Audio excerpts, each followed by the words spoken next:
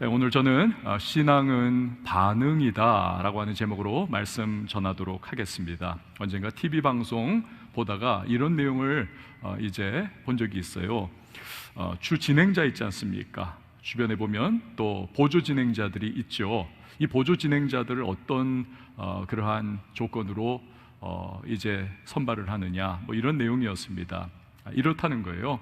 가장 중요한 것 중에 하나는 반응이라는 것입니다. 게스트가, 초대 손님이 나와서 별로 재미없는 얘기를 해도, 별로 뭐 그냥 그럭저럭 얘기를 해도 막 웃어주고, 막 추임새도 넣어주고, 막 박수도 쳐주고, 반응이 좋은 사람, 이런 사람들이 그 주 진행자 옆에 쭉 있으면 분위기가 사는 거죠. 프로그램이 살아나는 겁니다. 그러면서 인기가, 시청률이 막 올라갈 수가 있는 거죠.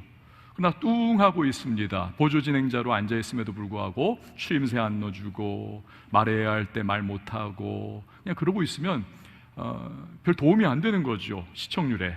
결국에는 몇 회 지나면 이 사람은 퇴출, 그 방송에서, 그 프로그램에서 더 이상 있을 필요가 없는 거죠. 반응이라고 하는 것이 너무 중요하다라는 겁니다. 여러분, 신앙에 있어서도 우리가 반응이 굉장히 중요합니다. 특별히 이 하나님에 대한 반응, 이 하나님께서 베푸시는 것에 대한 이 반응이 굉장히 중요합니다. 어떻게 반응하느냐, 이것에 의해서 우리의 신앙이 막 불같이 일어설 수도 있고, 아니면 반응이 안 나와요. 그러다 보니 신앙이 이렇게 쭉 침체하고, 백날을 교회를 다녀도 그냥 무반응으로 계속 그냥 있기는 있어요, 그곳에. 그렇지만 그러나 가만히 있습니다. 그러면서 신앙이 그냥 정체되어 있는 그러한 모습도 종종 찾아볼 수가 있는 겁니다. 신앙에 있어서 반응이라고 하는 것 굉장히 역시 중요한 거죠. 오늘 이 우리가 본문 아주 유명한 비유죠. 포도원의 비유입니다. 포도원 비유. 예수님께서는 설교하실 때 이 사람들이 너무 잘 이해할 수 있도록, 사람들이 정말 정신이 흩어지지 않고 자기들의 살아가는 그 문화적인 배경 속에서 말씀을 쫙쫙 흡수할 수 있도록 비유라고 하는 방법을 또 즐겨 사용하셨습니다. 비유가 뭡니까? 어떤 이야기를 통해서 하고자 하는 그 중요한 포인트를 이제 전달해 주는 거죠. 비유를 딱 들으면 상황이 딱 이해가 되면서 이런 말씀이구나 라고 하는 깨달음을 이 마음에 딱 새길 수가 있는 것입니다.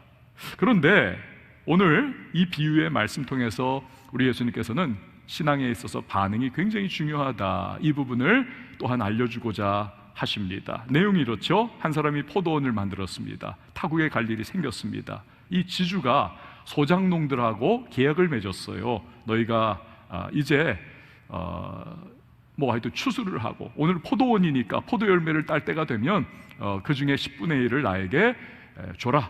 그리고 너희가 나머지를 10분의 9를 가지면서 먹고 살라. 뭐 이런 계약을 맺었습니다. 오케이가 서로 됐고, 이제 타국으로 지주는 멀리 떠났습니다. 포도를 거둘 때가 됐죠. 소작료를 받으려고 자기의 종을 보냈습니다. 못 됐어요. 이 농부들이 소작료를 내는 대신에 농부를 두들겨 팼습니다. 그냥 흠씨 두들겨 맞고 거의 뭐 불구 비슷하게 돼가지고 돌아온 이 종을 보면서, 근데 이 주인은 굉장히 너그럽고 인자하고 신사적입니다. 또다시 다른 종을 보내요. 좋은 말로 하고 있는 거지요. 그렇지만 역시 이 소작농들은 또 완악해져 있습니다. 더 때립니다. 거의 반 죽도록 만들어 놓고, 능욕을 하면서까지도 이제는 인격적 모욕까지 하면서 이 종을 쫓아내 버렸습니다. 주인의 태도, 근데 또 그것을 덮으면서 다른 종을 보냅니다. 그랬더니 이번에는 그 종을 죽이더라는 것입니다. 이 주인이 이제 고민에 빠졌어요. 이걸 어떻게 해야 되는가. 그리고는 그가 자기의 사랑하는 아들을 보냅니다. 종들은 함부로 대했지만 내 상속자인 내 사랑하는 아들만큼은 이 사람들이 존대하지 않겠는가. 그게 동상이몽이었다는 겁니다. 이 농부들은 전혀 다른 마음을 가지고 있어요. 아들을 보냈네. 이 아들을 죽여버리면 멀리 이 사람이 지금 거기서 살고 있으니까 이 땅은, 이 토지는 그냥 붕 뜨는 거 아니냐. 그럼 우리가 이거 차지하면 되는 것 아니냐. 그 아들을 죽여버렸다는 거예요. 그리고는 매장도 제대로 하지 않고 포도원 밖에다가 그 시신을 그냥 던져버렸다라는 것입니다. 끔찍한 내용이죠. 자, 여기까지 말씀하신 예수님께서 이제 이야기의 결론을 우리에게 알려주고 계십니다. 9절 말씀이죠. 우리 같이 한번 읽어보도록 하겠습니다. 시작. 포도원 주인이 어떻게 하겠느냐. 와서 그 농부들을 진멸하고 포도원을 다른 사람들에게 주리라. 아멘. 자, 예수님께서 포도원 비유를 말씀을 하셨는데, 이 넓게 이 포도원이라고 하는 곳은 이스라엘 나라 전체를 의미를 합니다. 포도원 주인은 하나님을 의미하고 농부들은 이 유대 지도자들, 유대인들을 의미를 합니다. 주인이 보냈던 종들은 선지자들 계속해서 보냈었죠. 그리고 마지막에 내 사랑하는 아들 보낸다, 바로 예수 그리스도이십니다. 이 비유를 통해서 예수님께서는 그동안의 구약에 많은 선지자들을 보냈지만 이 유대인들이 얼마나 핍박하고 심지어는 죽이면서까지도 그 하나님 앞에 반응을 제대로 하지 않았던 그 모습을 고발을 하는 겁니다. 그들이 가지고 있었던, 특별히 유대 지도자들에게 하나님께서 주었던 이 영적인 권위, 영적인 권세, 이것을 배은망덕하게 남용했던 그러한 모습들을 예수님이 고발하고 계시는 겁니다. 많은 선지자 죽였어요. 그렇지만 이제는 예수 그리스도 자기 자신을 그들이 또한 십자가에 못 박아 죽일 것을 이 비유를 통해 예수님은 넌지시 알려주고 계시는 겁니다. 자, 포도원 주인이 계속 기회를 줬습니다. 그렇죠? 계속 기회를 줬어요. 그때 이 농부들이 돌이켜서 바른 반응을 했다면 여러분, 이 농부들은 진멸을 당하지 않을 수 있었을 것입니다. 다른 사람들에게 포도원이 넘어가는 일도 생기지 않았을 겁니다. 마찬가지로 하나님이 계속해서 선지자를 보내시고 돌아와라 돌아와라, 나와 깨어진 관계를 다시 회복하자라고 그렇게 하셨을 때 그들이 돌이켜 바른 반응했다면 이 유대 지도자들 그리고 유대인들은 진멸당하지 않을 수 있었을 겁니다. 이방인에게, 즉 포도원의 그 소유권을 이방인들에게로, 하나님에게서 사실은 처음에 선택받지 못했던 자들, 그들에게 그 포도원이 넘어가는, 그 하나님의 택한 백성의 축복이 그들에게까지 넘겨져 버리는, 주도권이 그들에게로 흘러가는 일은 일어나지 않았을지도 몰라요. 하지만 이 농부들, 이 유대 지도자들, 또 유대인들 그러지 않았다는 겁니다. 결국에는 뭐냐? 반응이 중요하다는 거죠. 하나님께서 다가오실 때, 하나님께서 말씀하실 때, 하나님께서 무언가 함께 하기를 원하실 때, 교제의 손길을 내미실 때 어떤 반응을 보이느냐, 이게 중요하다는 겁니다. 여러분, 우리가 신앙생활을 할 때에 하나님께서 우리에게 기대하시는 반응이 있습니다. 오늘 이 말씀 속에서 우리는 포도원의 비유를 통해 두 가지의 주님이 기대하시는 우리를 향한 반응을 살펴보기를 원합니다. 첫 번째는 회개라고 하는 반응이에요. 그런데 회개에 빨라야 한다는 것입니다. 예수님께서 말씀하신 이 포도원 비유는 사실 이 당시의 유대 사회에서 실제로 일어나고 있던 그러한 일들을 차용을 한 겁니다. 로마 식민 시대가 아닙니까? 식민 시대라고 하는 것은 여러분 본질적으로 불안한 시대입니다. 민중 봉기가 크고 작게 여기저기에서 툭툭툭툭 일어나니까 이게 다 불안한 거예요. 그러니까 돈 있고 빽 있고 힘 있는 사람들은 먼 곳에, 안전한 곳에, 살기 좋은 곳에 가서 그렇게 살고자 하고, 하지만 자기의 소유, 그 넓은 토지가 있잖아요. 이것을 놀릴 수는 없고, 또 이것이 자기의 소유권이니 제대로 관리를 안 하면 이게 어떻게 될지 모릅니다. 그리고 소작농들을 고용을 해서 계약을 하는 겁니다. 그리고는 얼마를 내게 주면 너희들 먹고 살아라. 그런데 소작료를 받는 것이 사실은 녹록지 않습니다. 흉년이 올 때도 있고, 또 굉장히 먹고 살기 어려운, 많이 막 하여튼 수탈을 많이 해가잖아요. 소작료 낼 것이 없으니 막 안 내는 일들도 생기고, 그러다 보니 대부분의 지주들은 그 지역의 깡패 조직과 연결을 해가지고 아주 완력을 동원하고 협박하면서 그렇게 소작료를 뜯어가는 그러한 모습을 빈번하게 보였다는 것입니다. 자, 그런데 오늘 이 포도원 비유에서 예수님의 이 말씀이 여러분 특별한 것은 여기 나오는 주인은 그렇게 하지 않았다는 겁니다. 완력을 사용하거나 남들 다 하듯이 그렇게 폭력 조직과 결탁해서 뜯거나 그러질 않았다는 겁니다. 그저 신사적으로, 그저 관용의 태도로 자기의 종들을 한 사람 한 사람 보냈다는 것입니다. 농부들이 완악하게 반응을 했어요. 그래도 그렇게 한 사람 한 사람 너그럽게 계속 보내고 있습니다. 마지막에는 사랑하는 자기의 아들까지 보냈다는 겁니다. 왜 그럴까요? 이 농부들이 회개하기를 원했던 겁니다. 빨리 회개하고 포도원 주인과의 관계가 회복되기를 이 주인은 원했던 것이죠.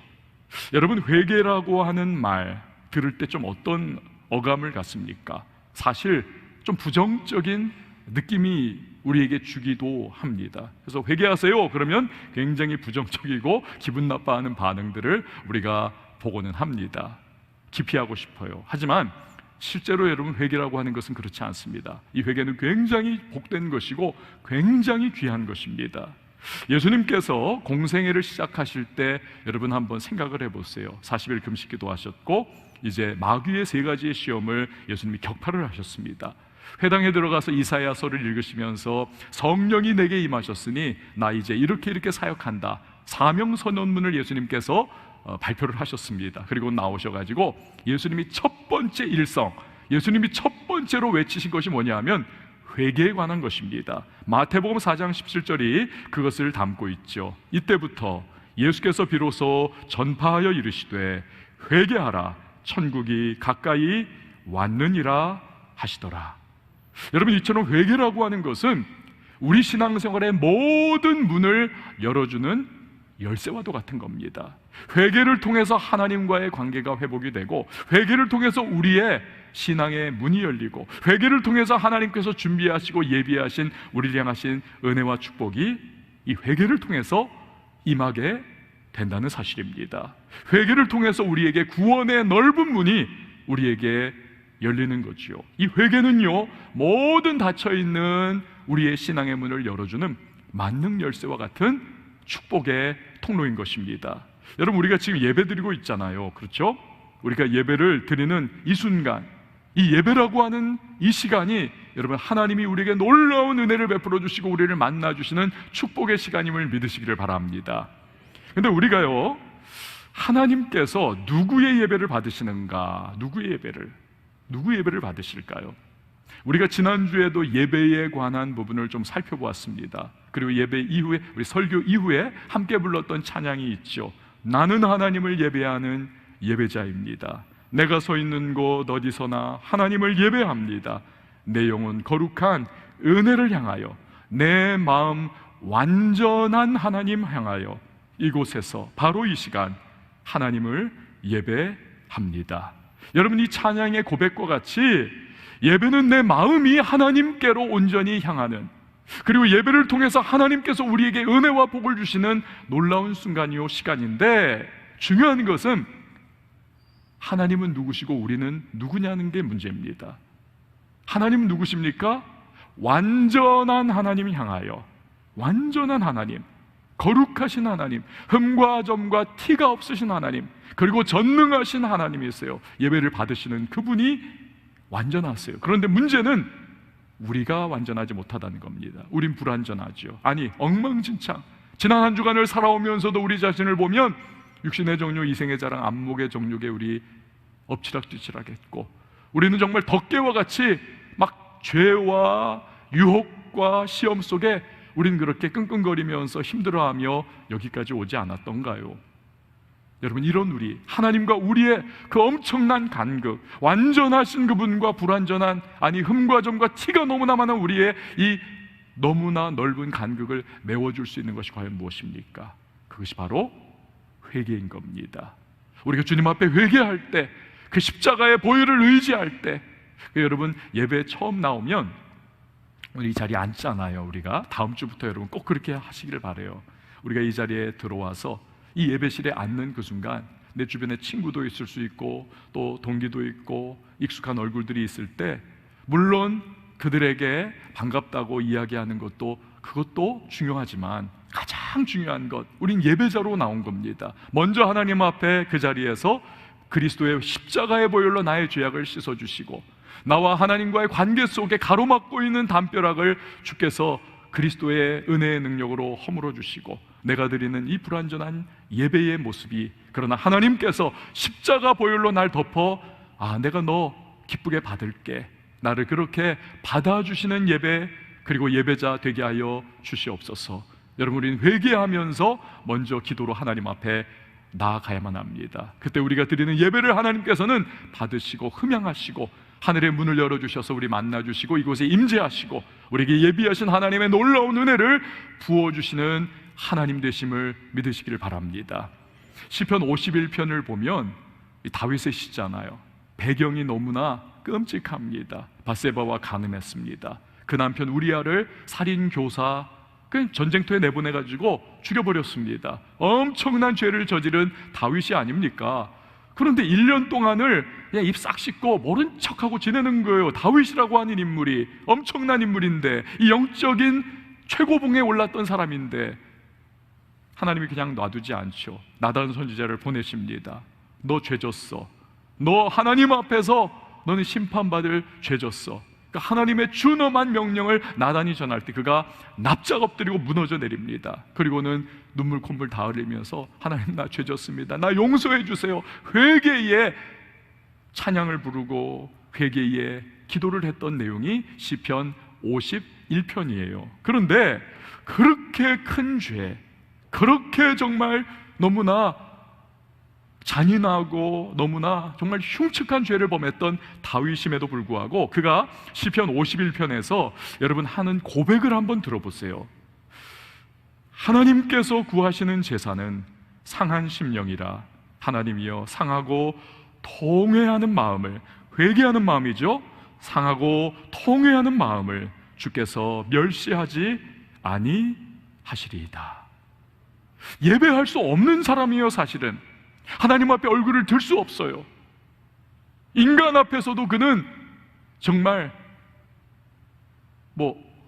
얼굴을 들 수 없는 사람, 하물며 전능하시고 거룩하시고 완전하신 하나님, 그 하나님 앞에 그가 어떻게 예배로 나갑니까? 그러나 통회하는 마음을, 회개하는 마음을 주님이 멸시하지 않는다는 그는 놀라운 고백을 시편 51편 17절에서 드리고 있는 것입니다. 여러분, 이처럼 회개하며 예배로 나갈 때 우리의 한 주간의 삶이 어떠한 모습이라 할지라도 우리의 예배를 받아주시고 불쌍히 여겨주시고 하늘의 문을 열어 은혜를 베풀어 주시는 하나님이심을 믿으시기를 바랍니다. 또한 회개하면요, 여러분, 우리를 결박하고 있는 이 사탄의 단단한 이 끈이 끊어져 버리게 됩니다. 회개하면 우리를 막 칭칭 동여매고 있습니다. 죄의, 정욕의, 과거에 대한 나의 정말 원한과 그 사람과 사람 인간관계에서 겪었던 나의 상처와 온갖 잡다한 그러한 나를 결박한 이 마귀의 그러한 나를 포로되게 하고 있는 그러한 결박의 모습들이 있습니다. 그런데 우리가 회개하면 그 순간 예수의 능력이 우리 가운데 역사하면서 그 모든 결박이 끊어지는 것입니다. 하나님은 그 회개의 놀라운 축복을 우리에게 주셨어요. 그런데 우리가 그 결박을 끊을 수 있는 열쇠, 그것을 우리가 사용하지 않는다. 마치 감옥에 스스로 갇혀가지고 열쇠를 내 손에 들고 있어요. 그걸 꽂아서 돌리기만 하면 되는데 그걸 하지를 않고 그냥 계속 쇠창살 잡고 밖을 바라보면서 막 흔들고 있는 안타까운 모습과 같습니다. 여러분, 우리가 회개할 때 우리를 결박하고 있는 죄의 끈, 원수의 모든 끈은 끊어져 버리고 우리는 자유를 경험할 수가 있는 것입니다. 여러분, 반응이 중요합니다. 회개를 촉구하시는 주님 앞에 회개의 빠른 모습으로 나가는 것. 베드로가 있고 가룟 유다가 있죠. 이 두 사람이 다른 점이 뭘까요? 사실은 비슷해요. 아니, 어쩌면 베드로가 사실은 더 악독할 수도 있어요. 왜? 가룟 유다는 그냥 원타임 예수님 팔아 넘겨버립니다. 그렇지만 베드로는 3년 동안 소위 수제자가 아니었습니까? 말끝마다 톡톡 튀어나와가지고 막 예수님 앞에서 자랑했고, 심지어는 십자가 지신다고 하시는 예수님을 막 책망까지 하면서 그런 일이 있어서는 안 된다고, 지가 뭔데 막 예수님을 막 토나로 몰아붙이기도 하고, 예수님 이제 십자가로 향해 나아가시는 그 중차대한 시간에 나 예수님 절대로 안 버린다, 얼마나 자신만만하게 그가 그렇게 자기를 포장하면서 막 드러내지 않았습니까? 그렇지만 군병들이 오니까 다 도망가 버리고, 그 불죄다가 그 여종 앞에서, 그 어린 여종 앞에서 예수님 3번이나 부인하면서 마지막에는 저주하면서 부인하지 않습니까? 나 예수님 모른다고. 그러니까 사실은요, 이 무게로 따져보면 베드로가 어쩌면 더 심각한 죄인이에요.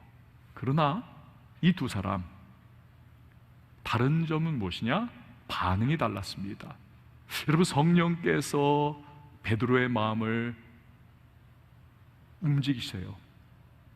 책망하세요. 찌르십니다. 내가 예수 팔았구나. 그때 이 베드로는 통회하면서 자복하고 회개하며 눈물로 기도합니다.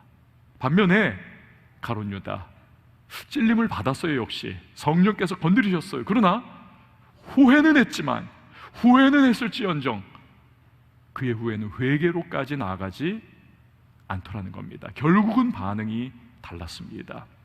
이 반응에 의해서 베드로는 회복됩니다. 그리고 나중에 초대교회의 가장 위대한 기둥과 같은 사도로 쓰임을 받지요. 제2의 기회가 열린 겁니다. 회개로까지 나가지 않았던, 반응이 없었던 가룟 유다, 결국 그 죄 가운데에 그는 인생 멸망의 골짜기로 떨어져 내리는 거죠.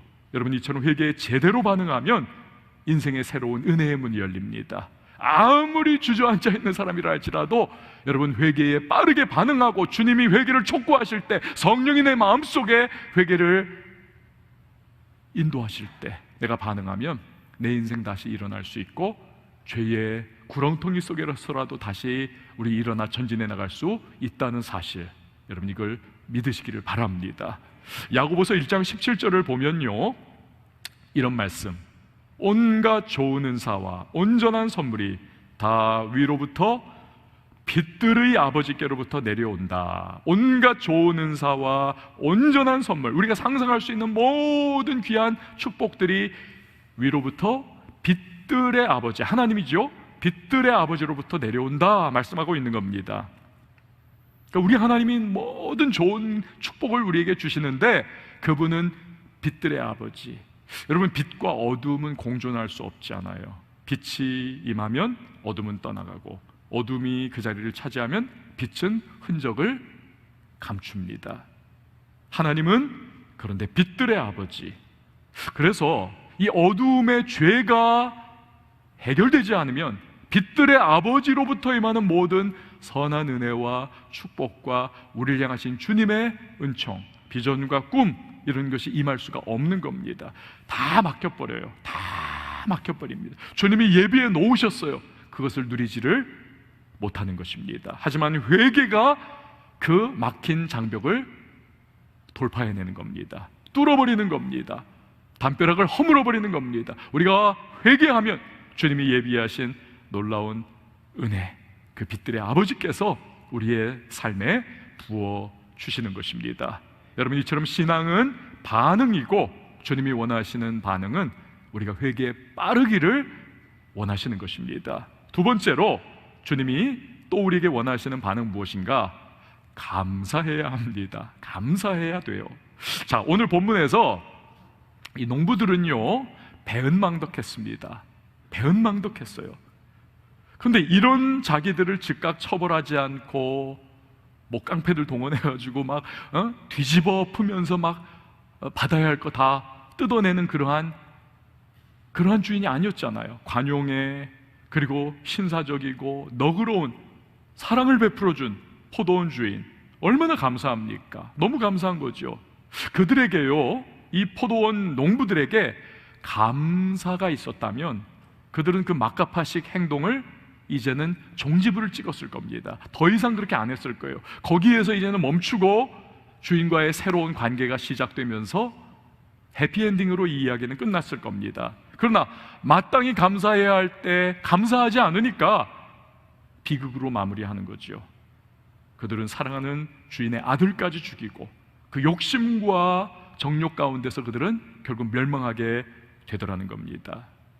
과거에 미국에서 지낼 때 보니까요, 이 부모가 아이들에게 계속 가르치는 말이 있습니다. 땡큐, 땡큐. 야, 땡큐라고 해. 땡큐 해야 해. 근데 애들은 어리니까 분별력이 별로 없잖아요. 이게 분명히 땡큐인데, 이게 작은 사소한 일이라도 이거 땡큐 해야 되는데 땡큐를 안 하는 거예요. 고맙습니다 이야기가 안 나오는 거예요. 그러면 꼭 엄마나 아빠가 땡큐 해야 돼, 땡큐 해야지. 그러면 애들이 땡큐, 그 순간에 그렇게 이야기를 아차하면서 합니다. 자, 며칠 전에 이제 집에서 이제 설교 준비를 하고 있는데 제 아내가 밥 먹으라고 불렀어요. 식탁에 가니까 정성껏 이렇게 반찬을 쭉 준비를 해놓고는 밥을 아직 안 뜨고 제가 이제 딱 앉으니까 그제서야 따뜻한 밥 준다고 이렇게 밥을 퍼가지고 저한테 이렇게 주더라고요. 근데 배가 많이 고팠습니다. 그래서 숟가락 딱 들고는 그냥 탁 퍼가지고 딱 입에 넣는데 제 아내가 저를 이렇게 하더니 땡큐 해야지. 제가 제 아내한테 아차했어요. 아, 땡큐 그랬습니다. 그런 걸 보면 제 아내가 저를 어떤 때는 자식처럼 여기는 것 같아요. 여러분, 왜 감사합니까? 받는 사람은 뭐 당연하게 여길 수 있어요. 뭐 별거 아니라고 생각할 수 있습니다. 그러나 베푸는 사람은 그 안에 수고가 들어있고, 그 안에 헌신이 들어있고, 그 안에 때로는 피땀이 들어있습니다. 예를 들어 누군가가 우리에게 1,000원을 줬다고 생각해 보세요. 1,000원. 사실 여러분, 요즘에 1,000원이 아니잖아요. 그냥 껌 한 통 사도 1,000원, 아이스크림도 하나에 뭐 한 1,500원 막 그런데, 우리가 그 1,000원을 받을 때에 우리는 별거 아니다 생각하지만 그 1,000원을 주는 사람의 입장에서 생각해 보면 그 돈을 벌기 위해서 정말 애를 썼습니다. 때로는 상사에게 욕을 바가지로 얻어먹으면서 그렇게 직장 생활하면서 벌어들인 돈일 수도 있고, 정말 그 1,000원이 받는 사람과 주는 사람 입장에서는 가치가 엄청나게 다를 수가 있는 것이죠. 여러분, 우리가 왜 하나님께 감사해야 합니까? 다시 한번 포도원 비유로 여러분 돌아가 봅니다.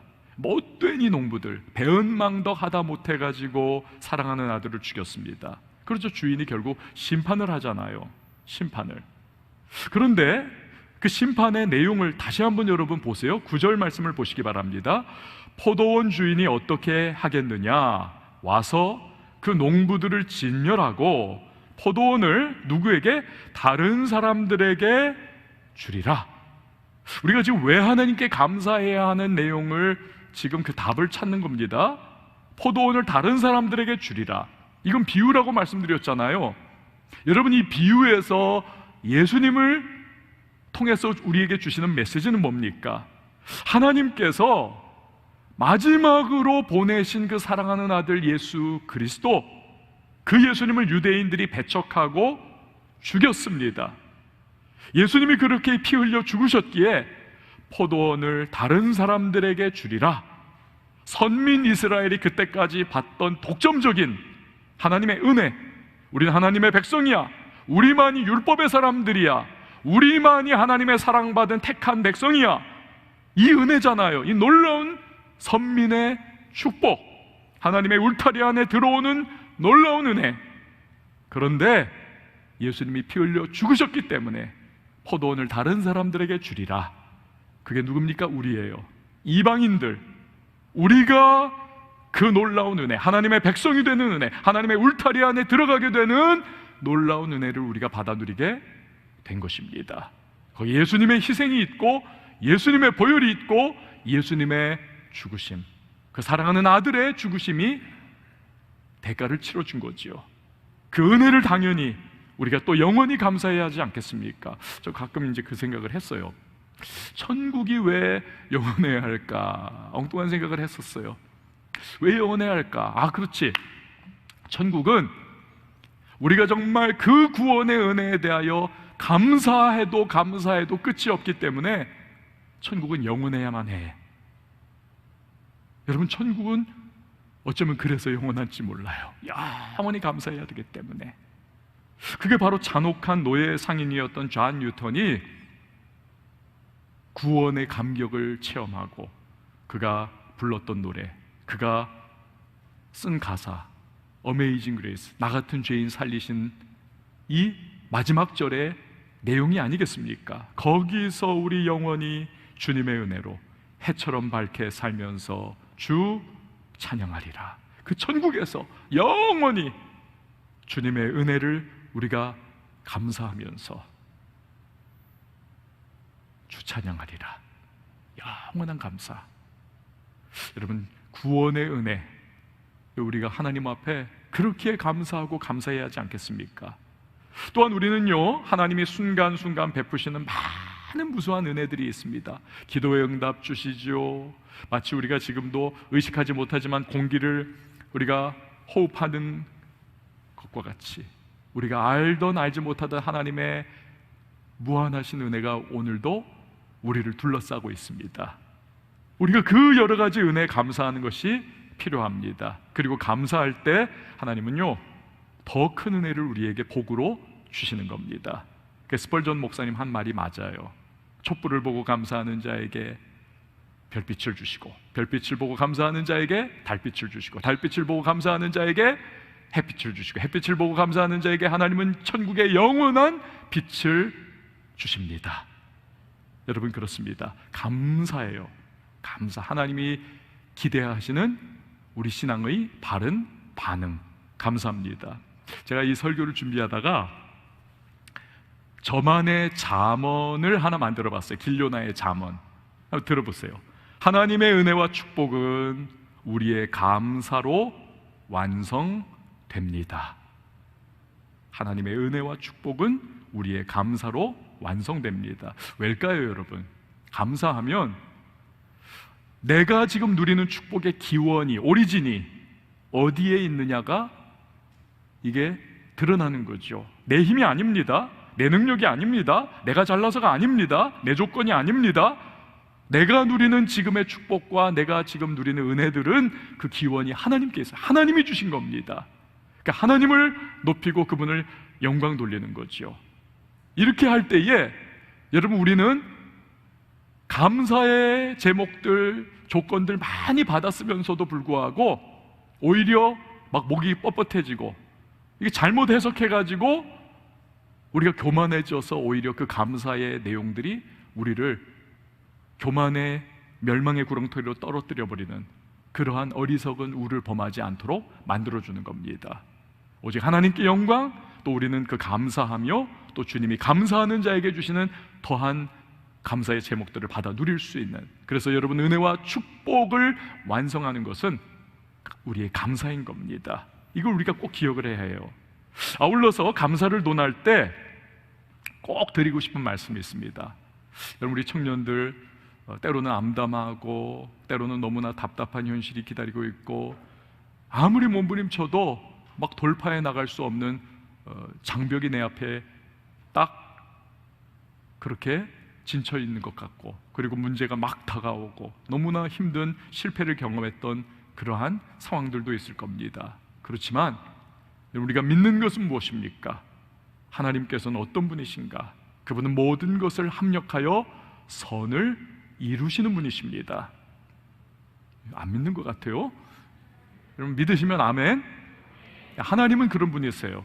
모든 거 합력하여 선을 이루시는 하나님. 그렇기 때문에 그 하나님을 신뢰하면서 우리는 먼저 선제적인 감사를 주님 앞에 올려드리는 겁니다. 내 마음의 찬양에, 내 고백의 감사로. 하나님, 이 모든 것들도 아프지만 하나님께서 합력하여 선을 이루실 줄 믿고 나는 먼저 감사드리겠습니다. 선제적 감사. 바이올린 음질이 여러분, 그 좌우되는 것이 그 바이올린 통, 악기통, 특별히 그 목재의 밀도라는 겁니다. 이 공명이 잘 돼야 되기 때문에.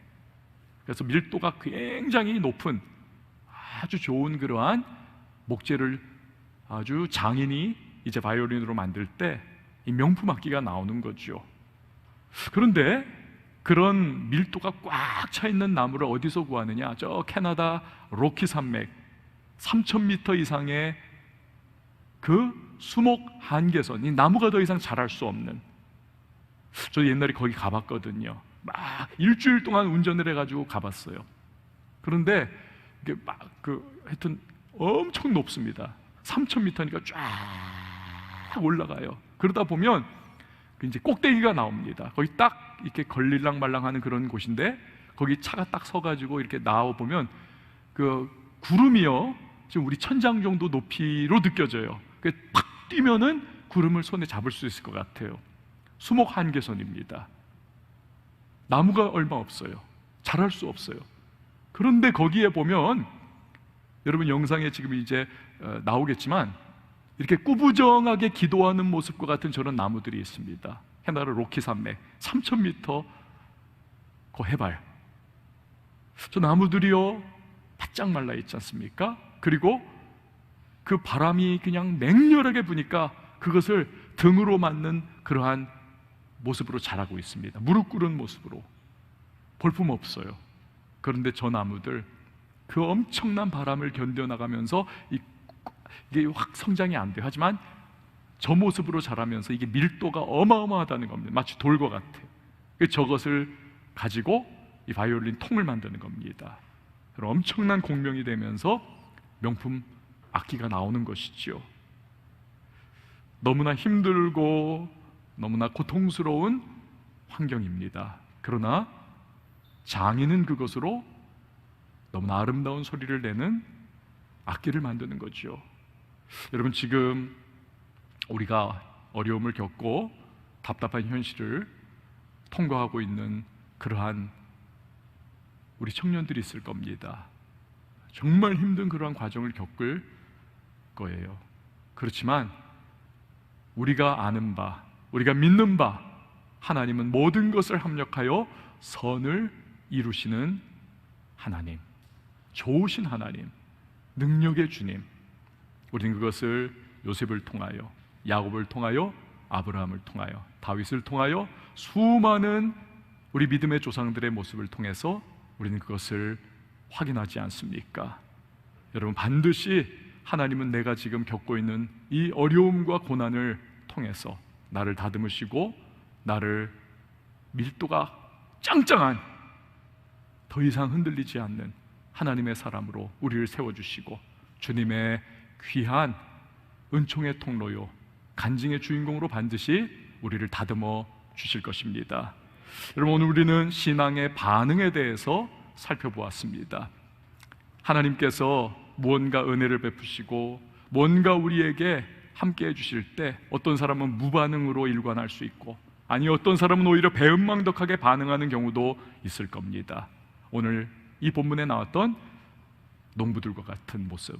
그러나 또 다른 어떤 사람은 회개와 감사로 반응하면서 주님이 기뻐하시는 모습으로 그분 앞에 나가는 그러한 사람도 있을 겁니다. 그렇다면 여러분, 우리 앞에 이제 두 갈래 길이 놓여 있습니다. 내가 어떤 반응을 보일 것이냐. 우리가 한 주간을 이제 시작합니다. 여러분, 우리의 한 주간의 삶 속에 우리가 바른 반응, 우리가 보일 수 있는 저와 여러분이 되어서 주님이 정말 기뻐하시면서 우리의 인생 속에 주의 능력을 베푸시는 은총의 통로로, 간증의 주인공들로 우리 다 쓰임받을 수 있기를 주님의 이름으로 축원을 드립니다. 우리 시간에 함께 일어나서 찬양하도록 하겠습니다. 여러분, 이 인생길 진짜 고달프구나, 이걸 여러분 정말 뼈저리게 체험하고 있죠. 힘듭니다. 오늘도 내일도, 때로는 좋은 일도 있지만 너무나 어려운 일들이 이 두 개가 엉켜가지고 우리의 삶을 시줄과 날줄처럼 결국 형성을 해요. 그때 우리의 반응이 중요합니다. 나 어떤 반응 보일 것이냐. 오늘 우리 함께 찬양하시고 주님 바라보겠습니다. 믿음의 눈으로 주님 앞에 내가 초점 맞추겠습니다. 이 고백하시고 우리 함께 기도하는 시간 갖도록 하겠습니다.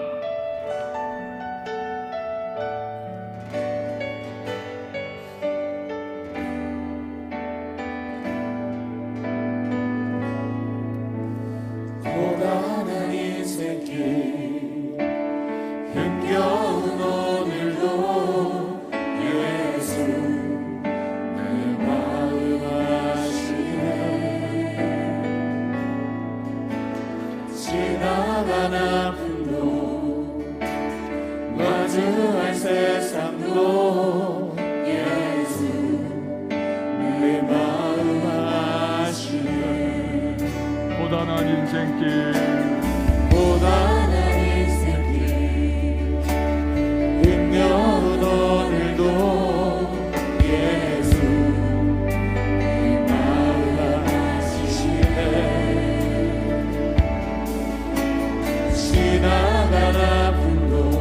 마주할 세상도 예수 내 마음 아시네. 믿음의 눈 들어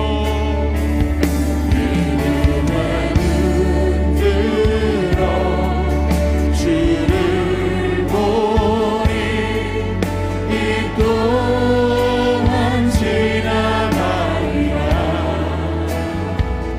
주어진 내 삶의 시간 속에 주의 깨달게 하소서.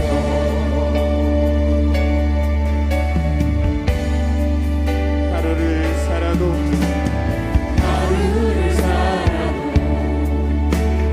기쁨으로 가리. 예수 늘 함께 하시네. 후회도 염려도 온전히 맡기리. 예수 다시 한번 찬양합니다. 하루를 살아도 기쁨으로 가리. 예수 함께 하시네. 후회도 염려도 온전히 예수 늘 함께 하시네.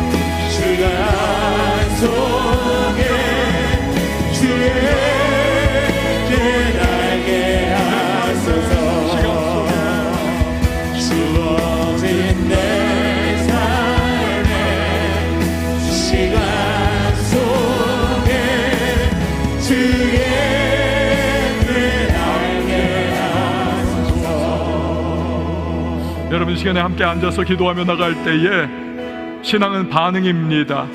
주의 은혜에 대하여 내가 어떤 반응을 할 것인가, 때론 내 마음과 심령 가운데 회개를 촉구하시는 성령의 그 인도하심에 내가 어떠한 반응을 할 것인가. 주님, 회개에 빠른 반응하게 하시고 우리 하나님의 은혜에 감사하는 반응을 할 수 있도록 도와주시며, 하나님 내 모든 삶의 순간순간마다 주님 바라보며 믿음의 반응으로 나아가 우리 하나님의 기뻐하시는 백성, 그리고 하나님의 은혜의 통로로 쓰임받을 수 있도록 주여 나를 붙잡아 달라고, 성령여 인도해 달라고 오늘 말씀을 기억하며 우리 기도하며 나갑니다. 함께 기도합니다.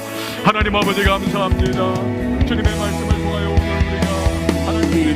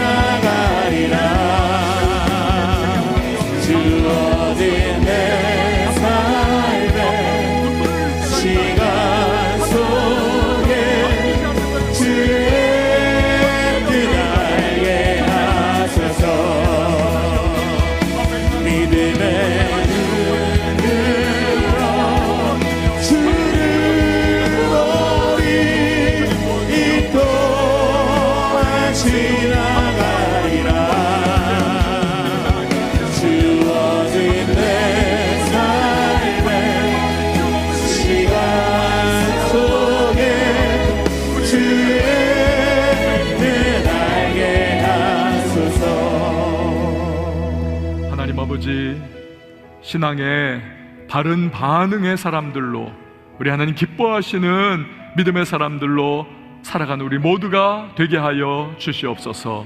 예수님의 이름으로 기도합니다. 아멘.